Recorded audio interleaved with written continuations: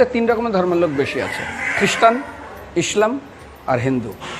100 জন খ্রিস্টানকে যদি একই প্রশ্ন করে তোদের ভগবানকে, একবারই বলবে আমাদের ভগবান ঈসা মসিহ, যিশু ক্রাইস্ট। মুসলমানকে জিজ্ঞাসা করবে 3 থেকে 5 মানে মৃত্যুর আগে পর্যন্ত, যাকে এই তোদের ভগবানকে, একই উত্তর দেবে, ভাই আমাদের ভগবান হলো আল্লাহ। হিন্দুদেরকে যদি একই প্রশ্ন করা হয়, ভাই তোদের ভগবানকে, কনফিউজ।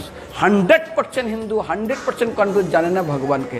দ্বিতীয়ত, যদি তুই মুসলমানকে জিজ্ঞাসা হয় তোরা মসজিদে কেন যাচ্ছিস, ওদের শেখানো হয় মসজিদে যেতে হবে নামাজ আদায় করার জন্য। সপ্তাহে ওরা 100% একদিন মসজিদে যাবেই। তুমি যদি খ্রিস্টানদের জিজ্ঞাসা করো তোমরা কেন কোথায় যাবে, কোথায় যাও না, আমাদেরকে একদিন তারা চার্চে যাবে। কেন? ঈশ্বরে প্রার্থনা করার জন্য। ওদের শেখানো হয় জন্মের থেকে, এটা সংস্কার।